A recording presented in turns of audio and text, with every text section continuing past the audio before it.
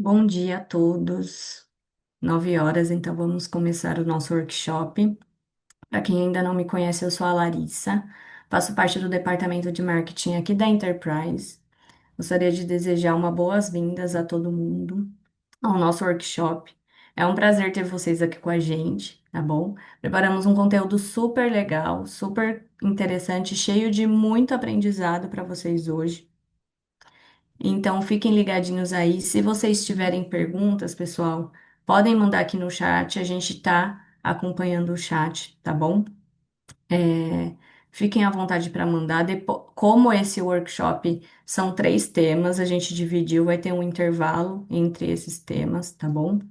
Então, gostaria de convidar o Alexandre Ferreira, que faz parte aqui da Enterprise, para fazer essa introdução com vocês e começar o nosso workshop, tá bom? Bom conteúdo para vocês aí. Bom dia, pessoal. Primeiramente, agradeço a presença de todos. Como a Larissa comentou, a gente preparou um evento bem interessante para vocês, com a cooperação do Dr. Bruno, que vai apresentar. E quero dividir um pouquinho o que vai ser abordado agora para vocês terem esse conteúdo. Bom, começa agora 9 horas. Vamos começar primeiramente falando um pouco de Raman para controle de processos. A ideia desse workshop é trabalhar muito com o conceito Raman e onde que ele não consiga trabalhar com raio-x. Então, agora às 9 nós vamos falar um pouquinho disso. O Raman de processo, como controlar nossos processos por Raman. Depois vamos ter um intervalo, hoje será uma apresentação de cerca de 1 hora. Às 10h30 voltaremos novamente, onde vamos falar um pouco sobre identificação de matéria-prima usando a técnica Raman com laser de 785 nanômetros. Uma apresentação de cerca de 30 minutos, depois mais uma vez o intervalo e finalizamos com uma última apresentação, que a ideia é que onde o Raman não é suficiente para identificar matérias-primas, que podemos utilizar raio-x. Nosso conteúdo vai ser esse, muito interessante. Acredito que muitos de vocês já me conheçam. Tá? A gente vai. Nossa ideia é fazer um evento bem técnico, tá? Sem envolvimento comercial. Qualquer coisa comercial que precise, depois eu estarei à disposição para conversar com vocês. Uma coisa importante até para entender esse evento em colaboração entre a Enterprise e a Thermo Scientific, porque nós da Enterprise somos representantes autorizados da Thermo para trabalhar nessa linha de Raman. Então, tanto Raman portátil como online a processo, nós somos o distribuidor autorizado da Thermo, temos a nossa carta de exclusividade. Atualmente, nós trabalhamos, vamos chamar assim, em 4 mãos, a venda.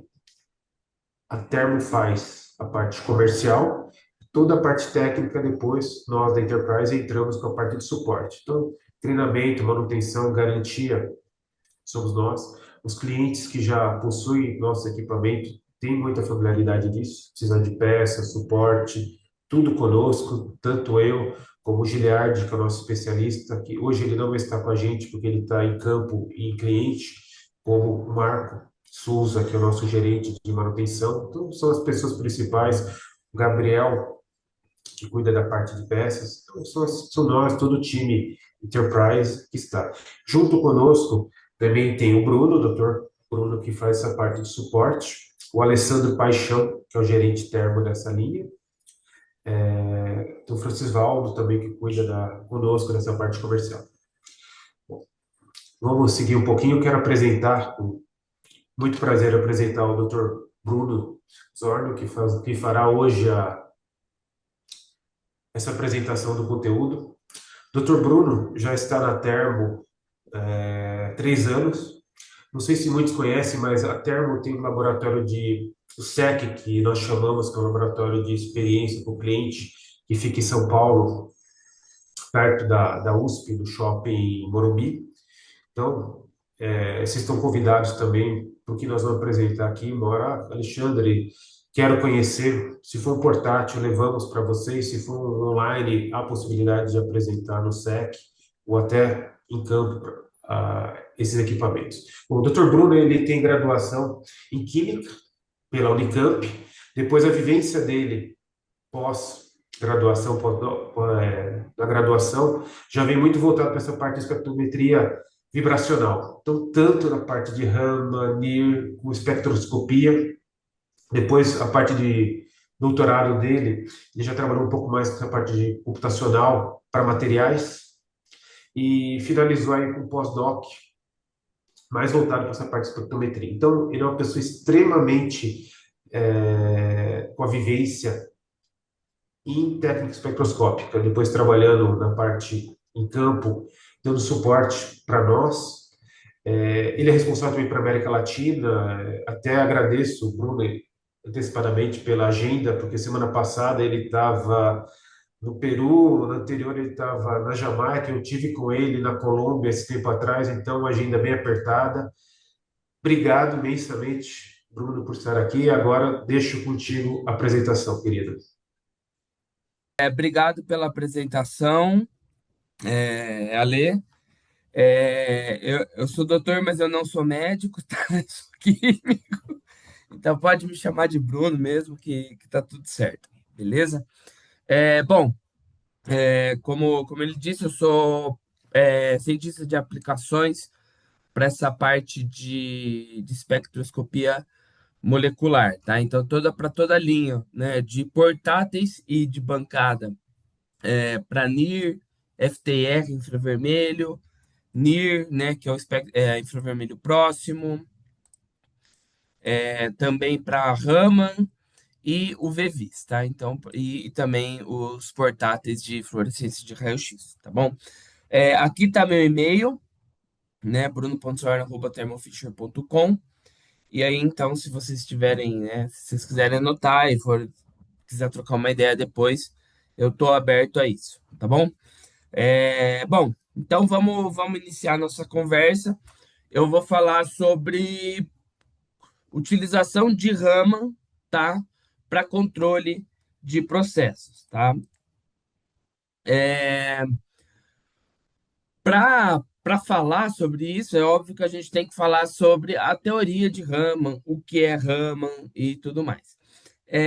Eu também, por ser um workshop em sequência, eu também vou passar um pouco mais de tempo aqui falando sobre o que que é o Raman, de uma forma geral, porque depois a gente vai falar também do Raman portátil, né, para outra aplicação, para identificação, mas os conceitos fundamentais vão ser os mesmos no final do dia, né? Então o equipamento muda, o hardware muda, mas a física por trás não vai mudar. Aí depois eu vou falar um pouco sobre o espectro, né? Não interpretação, mas sobre como mexer, como trabalhar com esse espectro e aí, finalmente, aplicações no campo de análise de processos e, por final, alguns detalhes aí sobre esse equipamento específico, porque ele tem algumas particularidades, eu acho que é interessante ressaltar, tá bom? Bom, só uma breve introdução sobre a Thermo Fisher. A Thermo Fisher é uma empresa global, né? Então, a gente atua em todos os países, praticamente. Temos um portfólio bastante amplo, tá? Então, não só em parte de equipamentos de laboratório, mas também parte de reagentes, reagentes bioquímicos, é, equipamentos para análises também em ciências da vida, diagnóstico, enfim. Então, tem um portfólio bastante amplo. E a gente tem uma missão que é justamente nosso maior interesse é com que os nossos clientes consigam criar, né, consigam fazer um mundo mais saudável, limpo e seguro, em todas as perspectivas, tá? Então, saudável no sentido de promover saúde para as pessoas, saudável no sentido de controlar é, as emissões também, limpo, de ter processos mais eficientes, seguro também no sentido de que as coisas sejam cada vez mais com uma segurança mesmo em todos os sentidos, mesmo, assim, tá bom? Bom, como eu já disse, a gente tem um foco bastante forte no cliente e um portfólio bastante grande, tá? Então, isso justamente vai nos ajudar a encontrar, né, a desenvolver fluxos de trabalho, a desenvolver workflows, que justamente vai te ajudar a, a desenvolver todo o seu processo ali, a resolver todos os seus problemas, certo? Bom, partindo para a parte, então, mais técnica, justamente do que a gente vai falar, a gente vai falar hoje, basicamente, sobre espectroscopia, tá? Então, todas as nossas conversas vão envolver esse conceito de espectroscopia. E, basicamente, o que é espectroscopia, tá? A espectroscopia é a interação da luz com a matéria, ou seja, a gente tem um determinado amostra, um determinado material, a gente vai incidir uma luz nesse material e a partir disso a gente vai ter uma resposta. Essa resposta é a espectroscopia. A luz, como muitos devem saber, é uma partícula um pouco estranha, né? É uma entidade que a gente chama de uma entidade quântica, tá? A, uma das características principais dessa entidade meio estranha é o fato dela ser uma partícula e ser uma onda. É uma partícula porque a gente consegue, por exemplo, atirar uma a uma, né? Então tem um controle sobre cada fóton, por exemplo, que a gente consegue emitir. Só que ela é uma onda porque ela tem esse comportamento estranho. Aqui atrás de mim, ó, você pode observar que justamente se a gente começa o experimento atirando fótons, né, ou elétrons, que são também outras partículas quânticas, sobre um anteparo, eu vou colocar aqui, ó, interoptions, sobre o anteparo, esse anteparo ele tem essas duas aberturas aqui. Se a gente tivesse atirando bolinha de gude, a gente iria observar justamente uma reprodução desse anteparo na nossa tela, né? No nosso detector. Mas o que a gente observa, na verdade, são esses padrões que a gente chama de padrões de interferência. Isso é bem típico de ondas, tá? Então, por mais que a gente veja bolinhas aqui, né? Pontos individuais, a gente tem esse padrão de interferência no final, tá? E na verdade, a luz, embora seja né, o fóton, ele seja essa partícula dual, a gente vai, né, na física, na química, a gente sempre toma a propriedade mais interessante para aquilo que a gente quer descrever, para facilitar os nossos modelos, né? E qual que é o nosso modelo aqui? O nosso modelo é da luz como uma onda. Ela é uma onda bidimensional, com campo elétrico e um campo magnético, e cuja a propriedade fundamental é a energia, tá? A energia que raramente a gente expressa em termos de energia. A gente sempre utiliza alguma outra propriedade secundária, como frequência, comprimento de onda, número de onda, para descrever a energia desse meu fóton, a energia de propagação, tá?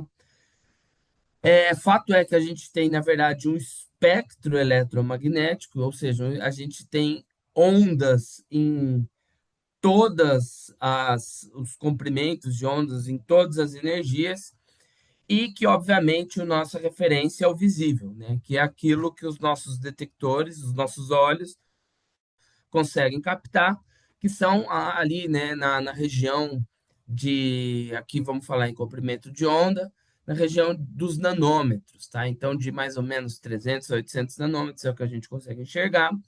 E tudo que está abaixo em energia é o infravermelho, tá? Então, a gente vai falar sobre infravermelho quando a gente estiver falando sobre Raman, ok? É, que justamente são fótons com energia mais baixa do que a do visível, né? E também vamos falar sobre raios-x, que são fótons com energia mais alta, bem mais alta que no visível. Observa aqui as ordens de grandeza em comprimento de onda, que elas variam de 10 a menos 12 a 10 a terceira. Ou seja, são 15 ordens de grandeza que a gente está variando aqui nesse espectro eletromagnético, ok? Ou seja, realmente existe uma grande variedade de tipos de luzes e cada range, né? Cada faixa espectral vai promover algum tipo de efeito específico, tá? Então, a gente vai trabalhando com esses efeitos, a gente vai justamente ter a nossa resposta, a informação que a gente tem interesse, tá? Falando especificamente de desculpa, de rama, tá? Eu falei infravermelho porque isso também é uma dúvida que sempre está colocada, né? Qual a diferença entre rama e infravermelho? Quando eu falar infravermelho, geralmente eu posso falar a palavra FTIR também, tá? Então, não necessariamente são análogos, mas eu estou fazendo esse disclaimer aqui justamente para que talvez nessa palestra aqui, nessa conversa, infravermelho e FTR vão ser análogos, tá? Bom, então o que que é espectroscopia Raman, tá? A espectroscopia Raman, ela toma ela toma o sobrenome do cientista que descobriu o efeito ali nos anos 20, mais ou menos, tá? E muita gente fala é Raman ou é Raman. Eu vou ser bem honesto com vocês, eu não tenho uma resposta específica para isso, tá? Então é um nome em outra língua e, portanto, a gente muito provavelmente pode estar cometendo algum erro de pronúncia, tá? Então eu não vou. Eu chamo de Raman, tem gente que chama de Raman, e enfim. Eu acho que isso não é o principal aqui, tá? O que importa é o efeito. Bom, vou comparar então as duas espectroscopias. As duas espectroscopias são chamadas de espectroscopias vibracionais, porque elas literalmente fazem a sua molécula vibrar. E o sinal que a gente tem, o espectro que a gente tem, então aqui embaixo, cada uma desses picos aqui se diz respeito a uma vibração específica na sua molécula, tá? No seu sistema molecular. Mas qual a diferença, então, entre o Raman e o infravermelho? O infravermelho é uma espectroscopia de absorção. Então, eu jogo um fóton no infravermelho, um fóton é uma partícula que dá energia. Eu estava no ponto A em energia, fui para o ponto B, e essa transição, quando eu absorvi esse fóton, eu saí do sistema e fui para outro, e com isso fiz minha molécula vibrar. O efeito Raman, a espectroscopia Raman, é uma espectroscopia de espalhamento de luz, tá? Então, eu não estou observando exatamente uma espectroscopia de absorção. Eu incido uma fonte de luz, essa fonte de luz é um laser, geralmente é no visível. Essa luz ela vai interagir com a minha amostra e 99,9999% dessa luz ela vai espalhar exatamente com a mesma energia do fóton que eu incidi. Esse é o espalhamento Rayleigh, ok? Porém, uma fração dessa energia ela vai ser espalhada com um comprimento de onda diferente dessa energia incidente, com uma energia menor, na verdade. Justamente por quê? Porque uma fração dessa energia ela ficou no minha molécula, ela ficou no meu sistema molecular, e essa fração de energia que ficou ali fez a minha molécula vibrar. Então, por exemplo, comparando esses dois diagramas, esses dois modelos, ou seja, que eu estou saindo de um nível 0 indo para o nível 1 vibracional, nos dois casos eu estou tendo esse efeito. Eu saio do 0 e vou para o 1. Só que no infravermelho eu faço isso diretamente, no Raman, eu faço um caminho mais longo. Eu vou para um estado e, quando retorno, não retorno para esse mesmo estado, retorno para um estado excitado. Então, é basicamente isso que a gente observa aqui. O infravermelho aqui em cima, né? Então, eu emito todos os comprimentos de onda, alguns serão absorvidos pela minha amostra, e o que for absorvido pela minha amostra, eu vou ver o meu sinal no infravermelho. Os que não forem absorvidos vão passar direto e aí eu não vou ver esse sinal. O Raman é justamente é um pouco diferente. Eu ponho um input de luz, uma quantidade de luz ali, e a luz que sai, a luz que é emitida, né, que é espalhada, esse seria o termo mais correto. Vou até sair um pouco aqui da frente. É justamente a luz que a gente colocou, obviamente, mais alguns outros comprimentos de onda referente a algumas vibrações ali, tá? Então é justamente esse é mais ou menos o diagrama que diferencia entre uma e outra, tá? A verdade é que a gente, como eu mencionei, 99,9999% da luz que chega, ela está sendo espalhada com o espalhamento Rayleigh. Então você vê aqui, esse é o espectro, né, das absorções Raman, Stokes, Stokes e o espalhamento Rayleigh. É tão intenso que estoura minha escala aqui, tá? Então, o que a gente tem que fazer? A gente tem que filtrar esse sinal para justamente obter o nosso espectro Raman específico.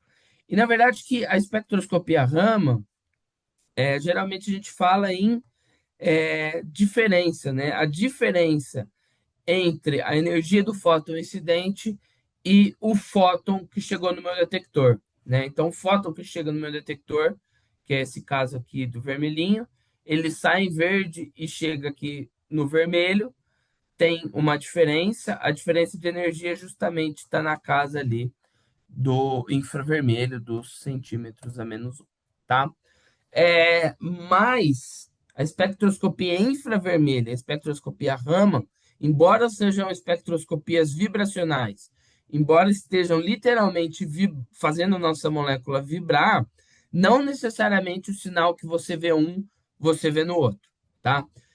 Basicamente, uma das diferenças fundamentais é que, enquanto na espectroscopia infravermelha a gente necessita de uma variação no momento de dipolo na minha amostra, na espectroscopia Raman a gente precisa de uma variação na polarizabilidade, ou seja, a gente precisa de uma variação no formato, na distribuição dessa nuvem eletrônica quando a gente tem a vibração, tá? Então é por isso que no infravermelho, no FTR clássico, nós não vemos sinais de H2, N2, O2, as moléculas homoatômicas dinucleares, por exemplo, tá?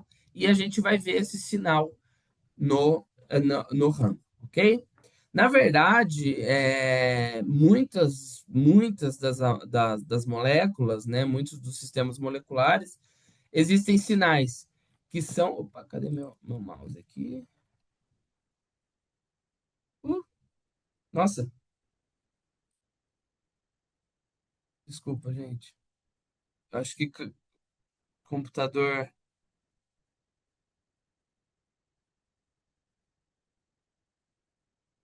computador caiu aqui, faltou memória para ele. Tem muita coisa aberta, desculpa. Abrindo aqui a apresentação. É,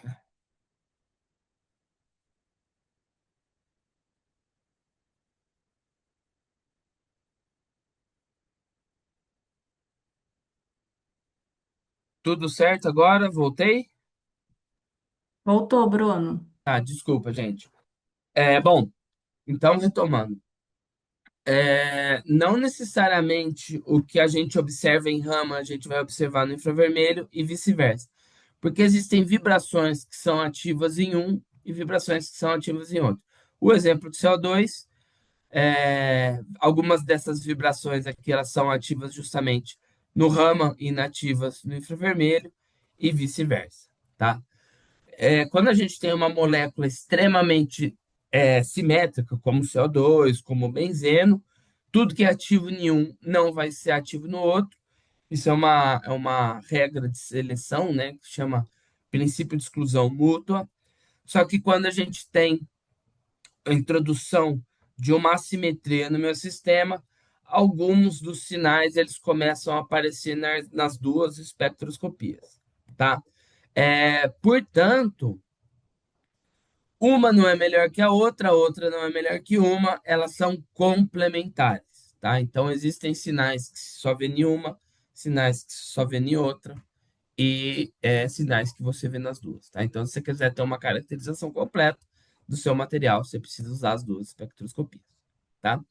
Uma característica interessante entre o Raman é que ele atinge comprimentos de onda mais baixos, né, numa região que a gente chama de FAR, de infravermelho longínquo, e ali é muito bom para caracterização de inorgânicos, tá? Então, enquanto o FDR médio clássico, tá, ele vai estar ali na faixa de 4.000 a 400, que se enxerga muito bem a parte orgânica. O Raman ele começa ali mais para baixo, 150 mais ou menos, vai até quase os 4.000, ou seja, ele justamente serve, ele te ajuda a fazer essa caracterização inorgânica e orgânica da sua amostra, tá? Alguém nas perguntas, quando estava se inscrevendo, já mencionou isso, perguntou: o Raman ele é bom para caracterização de óxidos? Sim, o Raman é muito bom para caracterização de óxidos, identificação, quantificação, seja o que for. Justamente por quê? Porque essas ligações dos óxidos que envolvem metais mais pesados, né? Não metais pesados, mas átomos mais pesados, por exemplo, os metais, justamente está ali nessa região mais abaixo, ok? Existe sempre um compromisso ali entre fluorescência e sinal Raman, tá? A fluorescência, ela é um efeito, né? A fluorescência no VVIS, tá? Não é a fluorescência no raio-x, mas ela é um efeito secundário, né? E na verdade é um efeito secundário que ele é mais intenso, ele costuma ganhar. É, então você tem que ter sempre um compromisso entre a escolha do seu laser e a sua análise. Uma escolha bastante segura é o laser de 785, tá? Por quê? Porque ele vai te dar um bom compromisso entre fluorescência e intensidade de sinal, ok? Ele não é livre de fluorescência, então existem compostos que vão fluorescer com esse laser. No entanto, ele te dá, mesmo quando a fluorescência ela aparece, ela não é uma fluorescência necessariamente muito intensa, e ela vai te dar justamente uma intensidade de sinal que, por exemplo, quando você vai utilizar um laser de mais alto comprimento mais alto número de onda, por exemplo, um laser de 1064, o sinal ele pode ser bastante reduzido, né? Então dificultando também, né? Deixando seu espectro muito ruidoso. Então uma escolha, vamos dizer, segura, uma escolha bastante adequada é a utilização de laser de 785, porque ele vai ter um bom compromisso entre fluorescência e sinal, ok? E o que a gente pode obter com o sinal Raman? Então, a gente pode obter diversas coisas, tá? É, Identificação, né? Então, a gente vai falar bastante sobre identificação daqui a pouco, inclusive identificação de polimorfos, tá? A gente pode ter concentração, né? Então, a intensidade do meu sinal ela vai ser em função da concentração, e a gente vai falar muito de concentração hoje, que justamente a gente quer ver um processo, a gente quer ver as concentrações variando em função da minha, ao longo do meu tempo, ao longo que minha reação vai acontecendo. E a gente também tem informações até bastante elegantes do meu material. Teor de cristalinidade, então Rama é muito utilizado em ciências para materiais avançados, né, justamente para ver cristalinidade, orientação de cadeia. A gente consegue ver estresse mecânico sobre uma determinada cadeia, sobre o material, tá? Então é uma espectroscopia bastante poderosa mesmo, ok? E bom, a gente falou como que a gente tem o interesse, né? Então, principalmente em quantificação, né? Especificamente nessa conversa aqui. E a gente utiliza modelos de quimiometria. O que são modelos de quimiometria? Essa foi uma outra pergunta que apareceu, que era assim, é, já existe, como a inteligência artificial, como a IA pode ser, né? Já existe alguma correlação entre IA e espectroscopia? A verdade é que essa correlação ela vem muito antes de IA se tornar uma coisa que está na moda, de uma coisa que a gente está falando hoje em dia. A quimiometria nada mais é do que, assim, muito a grosso modo, tá? Me desculpe se tiver alguém da quimiometria aqui que se sinta ofendido com isso, mas basicamente a quimiometria, né, que são a utilização de modelos estatísticos, utilização de dados e organização desses dados, muitos desses modelos, eles são utilizados nesses algoritmos de IA hoje em dia, tá? Então, a quimiometria, na verdade, ela é uma IA aplicada a espectros, tá? Então, você precisa justamente seguir os mesmos conceitos, que é ensinar a minha IA, né, ensinar o meu modelo para obter uma resposta adequada, tá? É, a gente não fala em IA, a gente fala em quimiometria, que é justamente o termo que se utiliza para isso. Mas são modelos estatísticos, muitos deles similares, óbvio que outros bem diferentes, mas essa correlação, essa interface existe.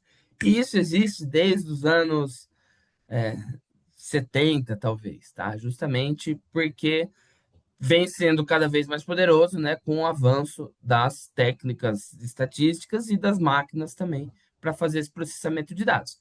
Então, qual que é a ideia aqui, tá? A ideia é que a espectroscopia são modelos secundários. Quando a gente diz modelos secundários, não é fazendo uma metodologia secundária, desculpa.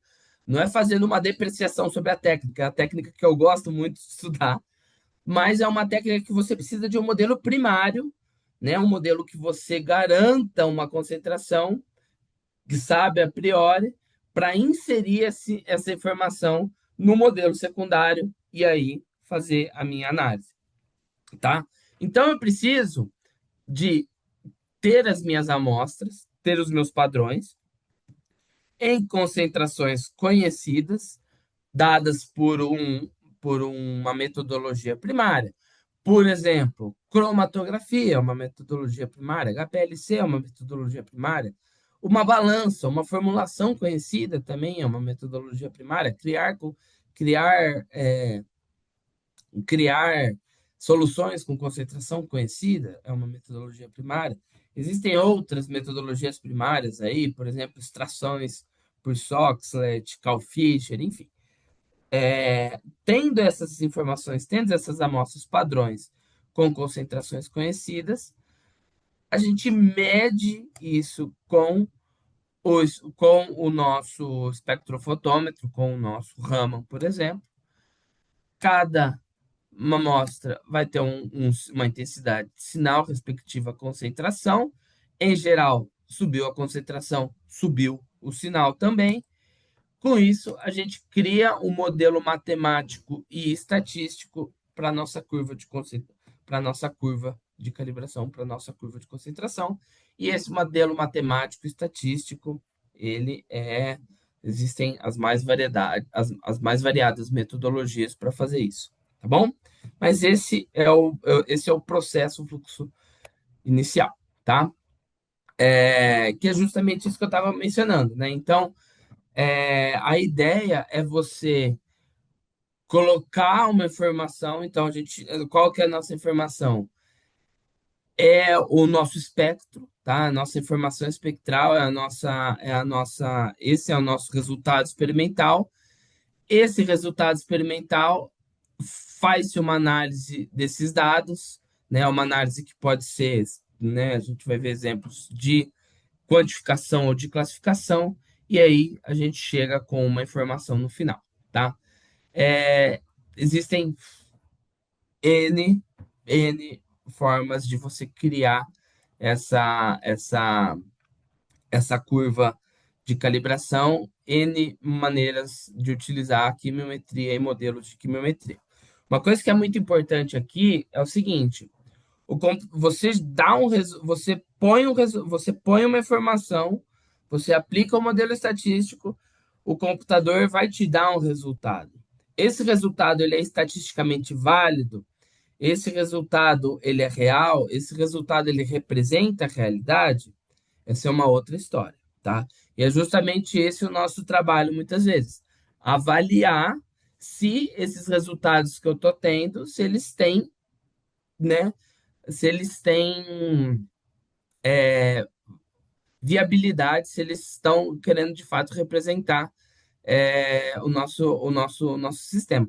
Um exemplo muito claro disso, né, são essas imagens de IA generativas que o pessoal pede para, né, criar uma imagem e eles sempre erram nos dedos, né? Então sempre tem os dedos ali, eles têm 6 dedos, né? Então é justamente isso, tá? Então um erro associado, óbvio que vai ter, qualquer medida tem um erro associado, mas a gente tem que ter cuidado justamente para que o nosso modelo ele seja o mais próximo possível da realidade, tá? É, E o que que a gente pode obter, né? Basicamente, deixa eu sair aqui da frente, que o mais importante está aqui.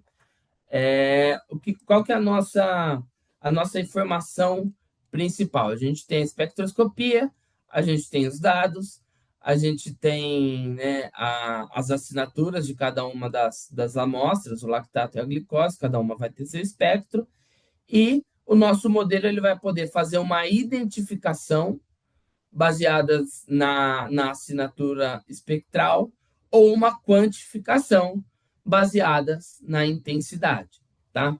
Então, essas são basicamente as duas, em grande modo, os dois grandes grupos que a gente pode fazer. Ou uma identificação ou uma quantificação, tá? Um exemplo é fazer modelos de classificação.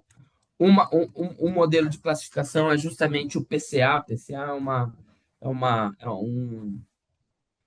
é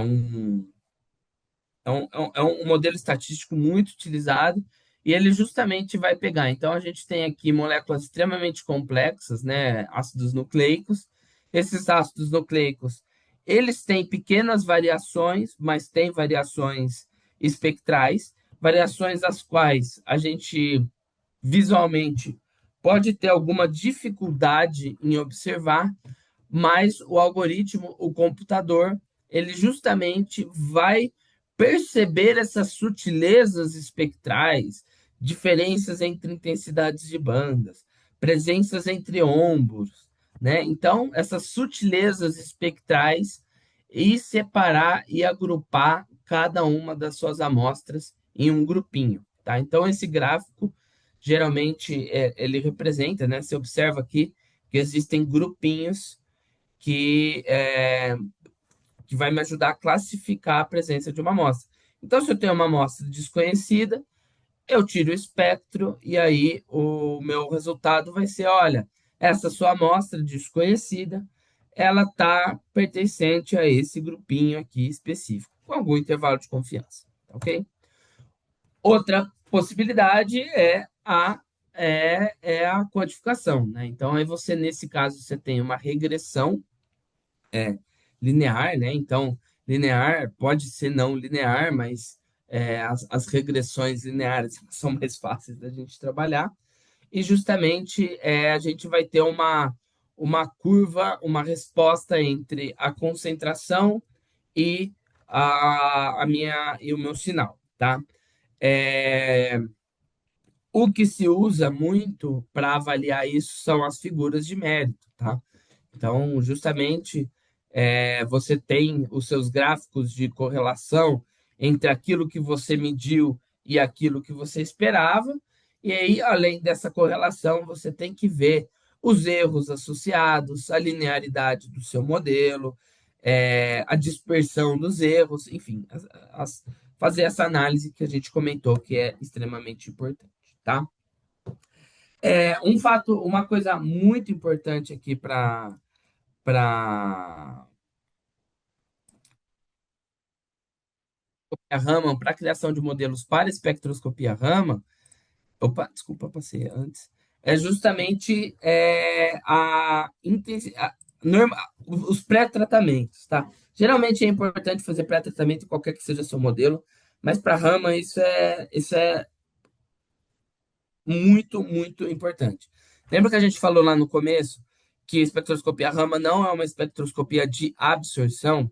Ou seja, diferentemente do FTIR, do VVIS, que a gente joga uma quantidade de luz interage, uma porcentagem chega no teu detector, aqui, se eu variar para uma mesma amostra, se eu variar, por exemplo, o tempo de exposição, ou variar a potência do meu laser, enfim, eu vou ter uma variação na intensidade do meu sinal. Porque a minha intensidade do meu sinal é quantos fótons chegaram no meu detector. Então, se eu tenho mais tempo ali que eu estou medindo, por exemplo, de 5 segundos até 10 segundos, né, é o tempo que eu estou fazendo uma medida que eu estou obtendo meu dado, é natural de se esperar, não é tão linear assim, mas se eu estou medindo em 5 segundos ou em 10 segundos, eu espero que o meu sinal seja duas vezes mais intenso, né, quando eu tenho o dobro de tempo que eu estou observando ali. Então, você precisa é, fazer normalizações, fazer tratamentos para justamente mitigar e tirar esse efeito do, do, da, da forma com que eu obtive meu dado para ter um modelo cada vez mais seguro. Uma dessas, uma dessas maneiras de fazer é justamente tirando a derivada das curvas, tá? Então, quando você tira a derivada, você meio que perde essa informação. é, Você ainda tem informação das intensidades, mas isso vai estar menos relacionado ao seu experimento em si e mais à sua amostra tal qual. Então, long story short, a ideia é você precisa fazer esses tratamentos de para obter, né, um bom modelo. Outra coisa que você precisa fazer é um bom design do seu experimento, tá? Então, é, você vai criar ali a sua, a sua matriz de concentrações, né? Que amostras que eu vou utilizar para fazer a minha análise. Então, imagina que você tem uma molécula target ali que você quer quantificar na faixa, ela está numa faixa mais ou menos de 10 a 15%. Você não vai criar uma curva de calibração que vai variar de 1% a 99%, tá? E você também não vai conseguir tirar um monte de medidas a 1% e um monte de medida a 80%, você também não vai ter uma boa resposta, tá? Então, justamente criar, né, um bom design de experimentos, ou seja, espaçar bem, né? Então, aqui nesses gráficos, a gente vê, né, as concentrações que a gente está vendo entre lactato e glicose, entre lactato e glutamina. Você vê que eles estão cobrindo, né, justamente todo o meu range de concentrações de interesse e também de uma maneira bastante, bastante ampla, tá? Eu não estou focado num pontinho específico, eu estou ampliando isso para ter uma boa representatividade estatística do meu modelo, tá? Então, aqui são outras coisas, tá? E como que a gente cria isso?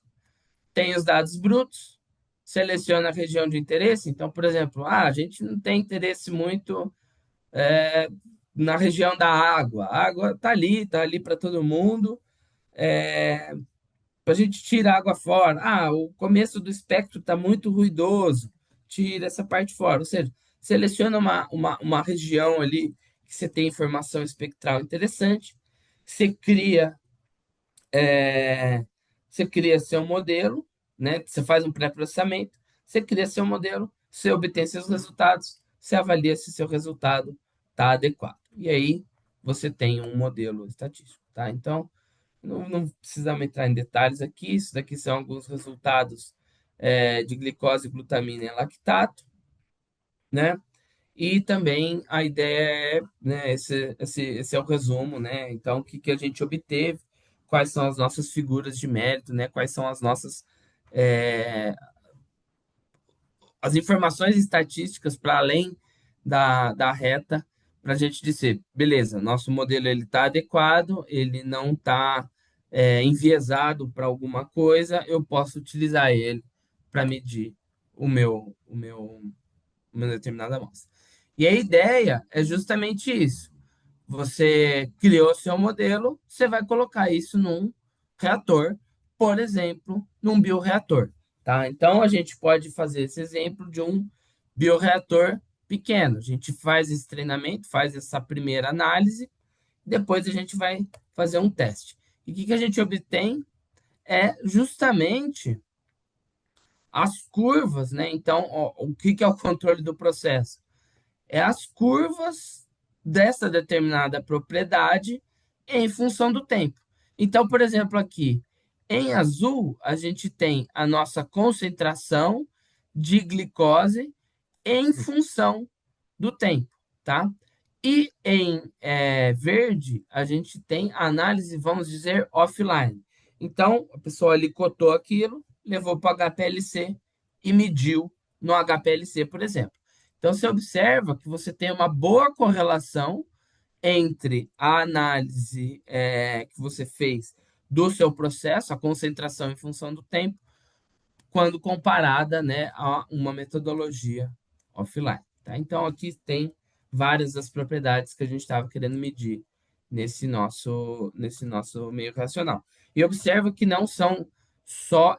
Eu não sou bioquímico, eu sou químico bem de materiais mesmo, então também algumas coisas dessa de reações bioquímicas é, são é um mundo novo que eu estou conhecendo agora, mas basicamente a gente não está vendo só concentrações de espécies químicas, né?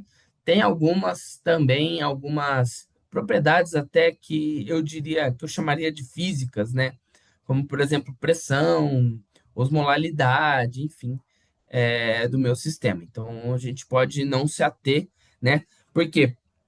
Porque essas propriedades ditas físicas, elas também vão ter um sinal específico, né? Elas também vão ter alguma coisa no seu espectro ali, né? Então, uma pressão de CO2 maior ou menor vai influenciar espectralmente na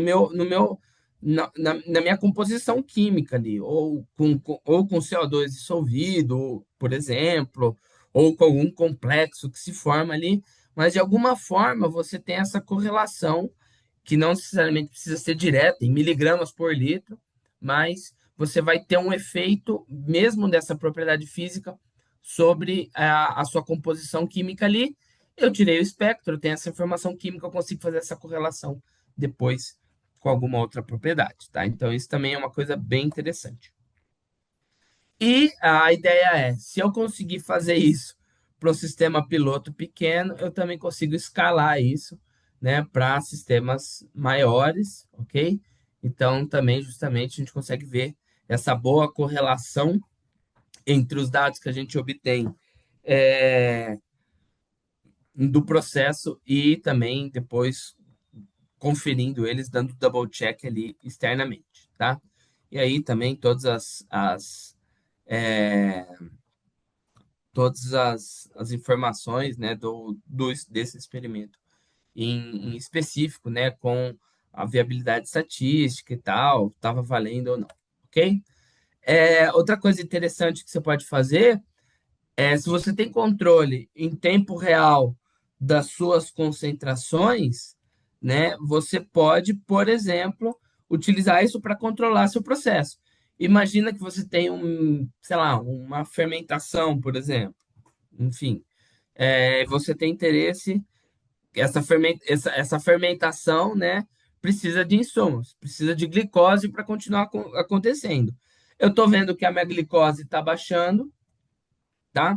Eu consigo enviar um sinal e falar, olha, tá baixando esse insumo aqui.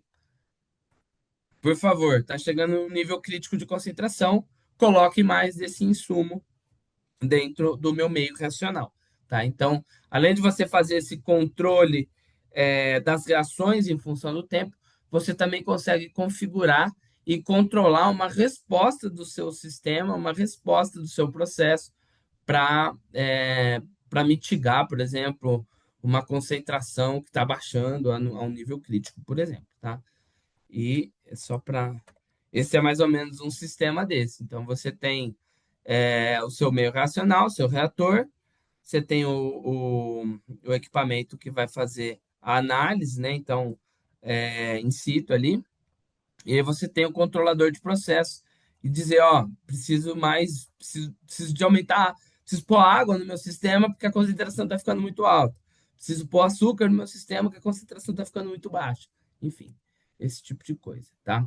Que é justamente isso. Esse é um design de como poderia fazer isso, né? Então, por exemplo, tá aumentando muito uma determinada parâmetro, toma uma ação para estabilizar aquele parâmetro, por exemplo, ok?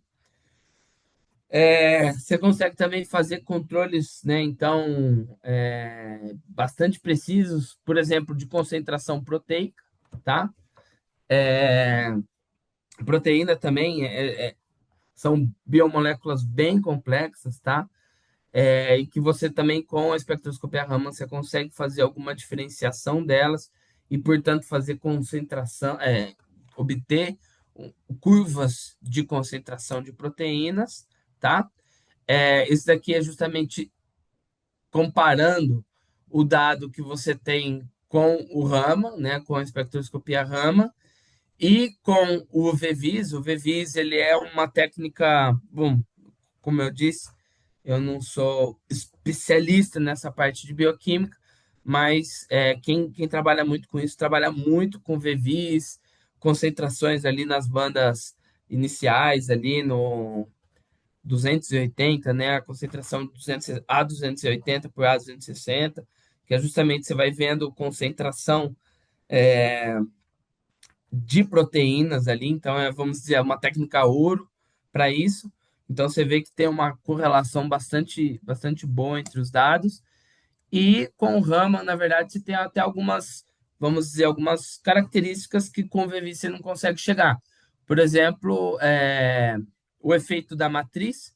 Então, eu sei que utiliza-se, por exemplo, muito para fazer extração de alguns ácidos nucleicos, utiliza muito fenol. E o fenol, ele absorve junto ali com a proteína. Então, muitas vezes você tem essa, essa leitura, né? Você lê o fenol achando que é só proteína, que é só ácido nucleico, por exemplo, que isso você não observa, né? Quando você cria seu modelo no Rama, vai ter seu sinal ali do fenol, por exemplo, mas ele não vai ser confundido com a proteína, tá? Então, você tem esse tipo de característica. E também outra análise muito interessante é que as bandas de proteína é possível, isso com infravermelho também é possível fazer, mas você consegue fazer uma deconvolução entre os sinais dessa proteína, e aí você consegue obter informações de estruturas secundárias, né? Então, a porcentagem de alfa-hélix sobre folhas beta que você tem. E essa deconvolução, essas estruturas, né, secundárias também vão te ajudar a identificar da onde vem essa proteína, tá? Outra coisa muito interessante, isso já saindo bastante da parte de bioprocessos, mas também que tem muita aplicação na indústria farmacêutica, aí vamos dizer na indústria farmacêutica clássica, é justamente utilizar o ramo de processos para você fazer controle de um processo de extrusão, tá? Muitas dos fármacos tradicionais que nós temos são mesclas, né? Às vezes até entre polímeros mesmo, e os ativos e os recipientes em um processo de extrusão. E aí você consegue justamente fazer fazer essa análise, né, saindo ali do estrudado, colocar essa análise bem na saída. Nesse caso, não é um exemplo específico para farmacêuticas, é um exemplo para polímeros, mas ele pode e também ele pode ser usado para, para misturas entre ativos e recipientes num processo de extrusão na farmácia, tá? Nesse caso aqui, o nosso exemplo, o nosso modelo, são dois polímeros, polímeros de PLA e polietileno de baixa densidade. Tem características interessantes ali que quando você tem mudanças na temperatura, aplicação de pressão, enfim, você tem algumas variações também no seu espectro Raman, e você tem que levar isso em conta, tá?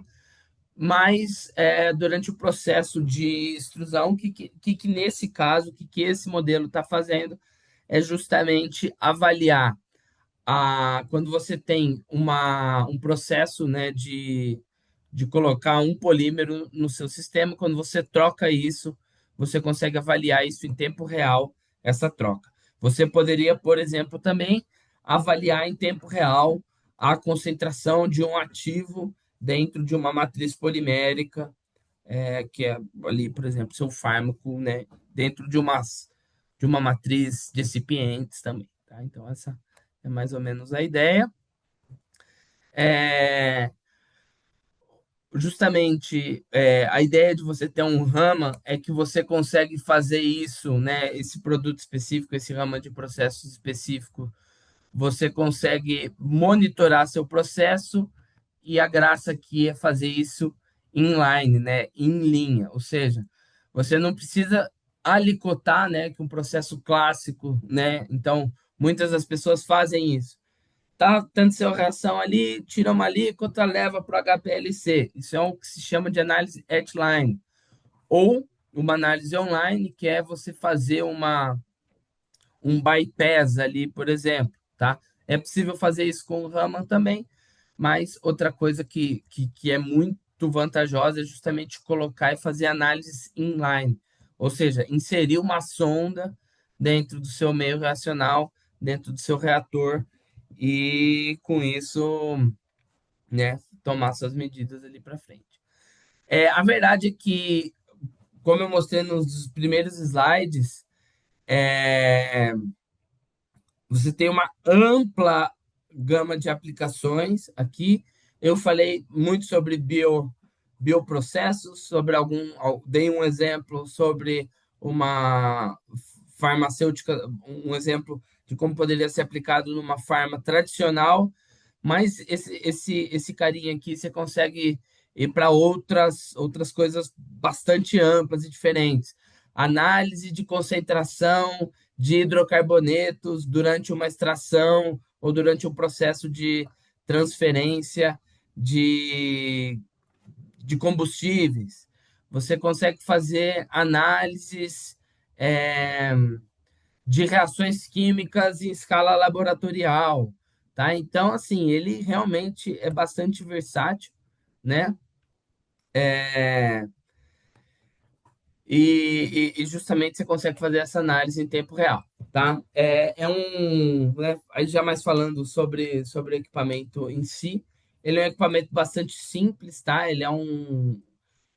Essa caixa aqui mais ou menos tem o tamanho, sei lá, vamos dizer, ele é um pouco menor em extensão do que um computador, só que ele é mais alto, tá? E ele é chamado de All-in-One, né? Matrix All-in-One, justamente porque o computador já está dentro dele. Então, ele basicamente você só precisa de uma tela para fazer ele funcionar, tá? E aí você consegue, né? E aí você conecta a sua sonda e vai fazendo suas medidas, tá? Ele tem compatibilidade, né, com vários programas de criação de modelos de crimometria. Eu utilizo, né, tô explorando bastante o Eigenvector, tá? Mas existem outros também. E dentro da Termo, né, quando você adquire um desses equipamentos, a gente ajuda também na criação dos modelos, tá? Então, sem necessariamente precisar ir até o local, né? A gente basicamente vai trocando os dados e criando esses modelos. Isso faz parte do nosso suporte, tá? O equipamento também ele é muito estável e não necessita de calibração, né? Então ele é bem robusto e estável. Isso daqui são, né, muitos espectros obtidos ao longo de anos. E você vê que, né, o sinal ali ele continua sempre muito estável. E aí a gente vai falar das sondas, né? As sondas que são bastante interessantes aqui. A gente tem tipo uma variedade de sondas enormes. Isso aí dependendo do seu processo, dependendo de como vai ser o que você quer fazer. Mas basicamente a gente pode dividir elas em três grupos, vamos dizer assim, três ou quatro grupos, que são as sondas de bioreatores. São sondas bastante otimizadas, né? Então eles têm um high throughput de luz bem alto, é, podem ser autoclaváveis, tem sondas de uso único também, tá?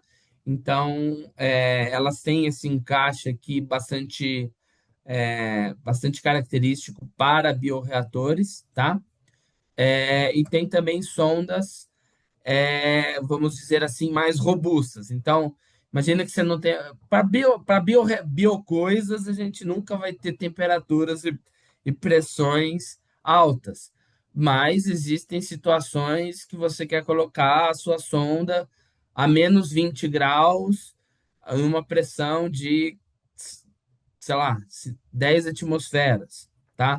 Ou a 250 graus Celsius, numa pressão altíssima. Então, você também tem sondas que podem ir para esses meios, né? Então, elas são diferentes, né? Os materiais que se utilizam são diferentes, mas você tem essa possibilidade. Você tem sondas de fluxo, tá? Então, sondas de fluxos para líquidos, sondas de fluxos para gases, tá? E, enfim, é mais ou menos isso que eu queria apresentar. Agradeço aí a vossa, a vossa atenção. Pessoal, a gente vai começar agora a nossa sessão de perguntas, tá? Essas perguntas vocês enviaram para a gente na hora da inscrição. Gostaria de agradecer as perguntas que foram enviadas. A gente selecionou uma. Vou passar para o Bruno aqui responder a perguntinha. Se vocês tiverem dúvidas, manda para a gente aí no chat, perdão, que a gente está de olho, tá bom? Então, a pergunta enviada é a seguinte: para quantificação, poderia comparar o FRT, FPIR. FTIR e o NIR e o Raman? É, precisarão da quantificação, limitação da técnica e do equipamento? Olha, essa é uma boa pergunta que sempre chega. Bom, depende, tá? Não existe uma resposta assim, você chega a 322 ppm, por exemplo, tá? Depende muito. Para essas três técnicas, vai depender de como você está fazendo sua amostragem, de quão intenso é seu sinal, de como de tem para o Raman, se tem fluorescência ou não, tá? Então, por exemplo, o que eu digo de forma segura, tá? FTIR e NIR, se você que são espectroscopias de absorção, se você está fazendo amostragem por transmissão, ou seja, você está mandando o seu feixe de luz através da sua amostra, você chega a ppm alto, né? É possível quantificar nessas, nessas nessas condições, tá? Existe, por exemplo, uma aplicação de óleo em água feita por FTIR que você chega a ppb, por exemplo, tá? É, Mas é uma coisa muito específica, então eu diria que FTR, NIR, dependendo ali se você tem um sistema legal, né, que funciona bem, por transmissão ppm alto, você consegue quantificar, tá? Em geral, eu digo que fração de porcentagem para estar seguro, tá? Então, uma fração de porcentagem ali com infravermelho e NIR você faz. Raman já não vai tão para baixo, tá? Porque Raman é aquela espectroscopia de espalhamento de luz. Você geralmente tem que utilizar uma sonda, então você pode perder sinal no seu caminho. Dificilmente você vai chegar a ppms com Raman, tá? Então, uma concentração segura ali que a gente trabalha é na casa de porcentagem, talvez uma fração de porcentagem, 0,5%, seja possível analisar. Existem amostras que podem ser que você consegue chegar mais baixo, porque vai ter um bom sinal Raman, amostras que você vai precisar ir mais para cima, porque o sinal Raman é pouco intenso, tá? Então, não existe um valor específico, tá?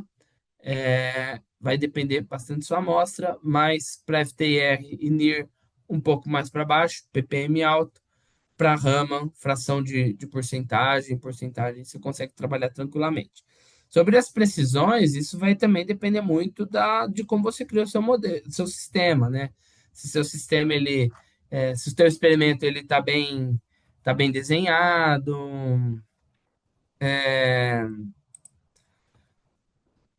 seu sistema está bem desenhado, enfim, esse tipo de coisa, tá? Então, isso também é sobre como que você vai fazer o seu experimento ali, tá ok?